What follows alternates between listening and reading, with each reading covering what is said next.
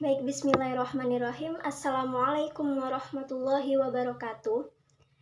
Saya dari kelompok 6 dengan judul makalah Kedudukan dan Tujuan Tasawuf dalam Islam.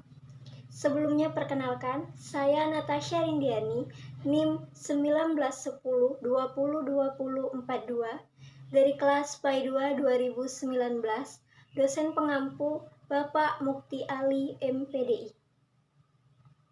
Di sini saya hanya melanjutkan materi-materi yang telah disampaikan oleh rekan-rekan saya, yang mana materi yang pertama dan yang kedua sudah dijelaskan dalam video sebelumnya.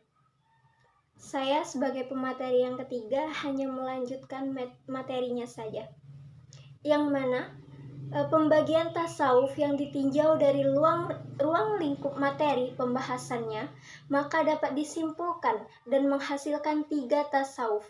Yang pertama, tasawuf akidah, dan yang kedua tasawuf ibadah, dan yang ketiga tasawuf akhlaki. Dari penjelasan yang tadi, video sebelumnya, dapat ditarik kesimpulan bahwa dapat menghasilkan 3 tasawuf. Yang pertama tadi tasawuf akidah, yang kedua tasawuf ibadah, dan yang ketiga tasawuf akhlaki. Baiklah, materi yang selanjutnya yaitu B, tujuan tasawuf dalam Islam. Tujuan tasawuf dalam Islam ini banyak, berbagai macam tujuan. Yang pertama itu mendekatkan diri kepada Allah Subhanahu wa Ta'ala, yang mana mendekatkan diri kepada Allah Subhanahu wa Ta'ala ini adalah hal yang selalu dilakukan oleh umat-umat Islam. Mendekatkan diri kepada Allah Subhanahu wa Ta'ala adalah dengan menjalankan segala perintahnya dan menjauhi segala larangannya. Mudah sekali, bukan? Mendekatkan diri kepada Allah Subhanahu wa Ta'ala dengan melaksanakan sholat 5 waktu, zikir, dan memperbanyak sholawat. Menjauhi larangannya yang telah ditentukannya. Adapun tujuan tasawuf yang kedua yaitu al-kasyaf atau keterlingkapan, yang mana keterlingkapan ini biasa disebut dengan filsafat, yaitu sebuah gejala atau sebuah gejala hati yang mengetuk pintu hati, atau sesuatu yang datang menampakkan diri yang seringkali tak pernah salah ketika hati memang benar-benar bersih. Nah, ini dikatakan oleh Syekh Muhammad Al-Qurdi, agar tujuan tasawuf tercapai ada beberapa tingkatan yang harus dilewati. Yang pertama itu syariat, yang kedua itu tarikat, dan yang ketiga itu hakikat, yang keempat itu ma'rifat. Jika seseorang ingin mencapai tujuan tasawuf dengan tercapai melalui tingkatan-tingkatan itu, maka akan mencapai tujuan yang baik. Harus melewati 4 tingkatan tadi. Yang pertama syariat, yang kedua tarikat, dan yang ketiga hakikat, yang keempat ma'rifat. Jika telah melewati tingkatan tadi, insya Allah tujuan tasawuf akan terlaksana.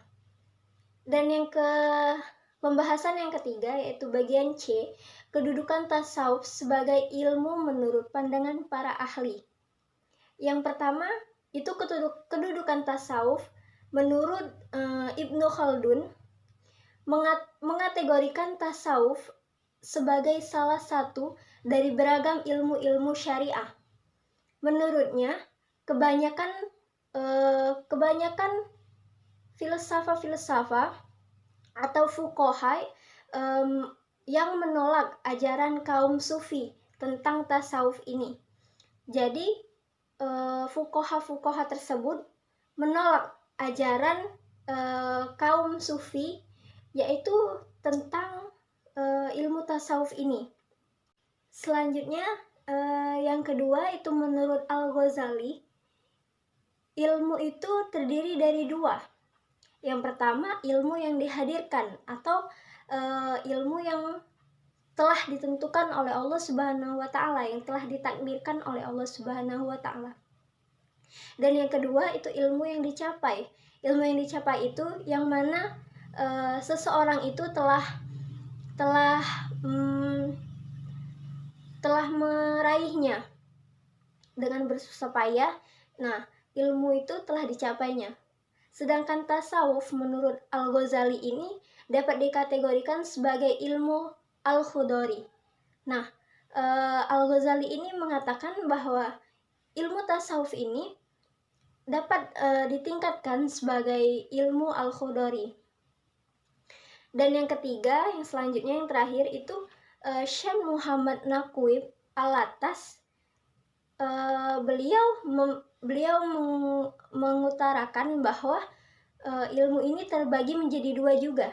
Yang pertama itu ilmu pemberian Allah Subhanahu wa taala. Itu sama dengan menurut Al-Ghazali tadi. Dan yang kedua itu ilmu capaian. Memang menurut Syekh Muhammad Naqib Al-Atas ini sama pendapatnya, hampir sama dengan Al-Ghazali. Tetapi yang membedakannya hanyalah pandangan tentang tasawuf saja. Bagaimana yang menurut Al-Ghazali itu tasawuf itu dikatakan sebagai ilmu al-khudori, sedangkan Syekh Muhammad Naqib itu mengkategorikan tasawuf sebagai bagian dari ilmu-ilmu agama. Yang mana menurut Syekh Muhammad Naqib Al-Atas ini tasawuf itu adalah bagian-bagian dari sebagian ilmu-ilmu agama tersebut. Nah, jadi dapat ditegaskan bahwa para ulama itu menempatkan tasawuf sebagai bagian dari ilmu-ilmu agama. Meskipun sebagian ahli itu menyebutkan bahwa tasawuf dalam bentuk tasawuf falsafi dipengaruhi oleh agama dan aliran filsafat tertentu. Jadi menurut sebagian para ahli itu menyebutkan bahwa tasawuf ini dapat dikatakan dalam bentuk falsafi atau yang dipengaruhi oleh agama dan aliran filsafat tertentu. Jadi beda pendapatnya dari sebagian para ulama. Para ulama tersebut menempatkan bahwa tasawuf sebagai bagian dari ilmu-ilmu agama, yang mana tadi sudah dijelaskan oleh Syekh Muhammad Naqib Al-Atas. Ia percaya bahwa tasawuf itu dikategorikan sebagai bagian ilmu-ilmu agama. Nah, sedangkan sebagian para ahli itu mengatakan bahwa tasawuf ini dipengaruhi oleh agama dan aliran filsafat tertentu. Mungkin itu saja penjelasan yang sudah saya jelaskan tadi, yang mana bagian B dan bagian C sudah dijelaskan. Semoga video kali ini bermanfaat bagi saya pribadi serta teman-teman yang menontonnya. Sebelumnya, saya mohon maaf jika terdapat kesalahan berupa kata-kata ataupun penyampaian materi. Saya mohon maaf, dan kepada Allah saya mohon ampun. Sekian, wabillahi taufiq wal hidayah wa ridho wal inayah. Wassalamualaikum warahmatullahi wabarakatuh.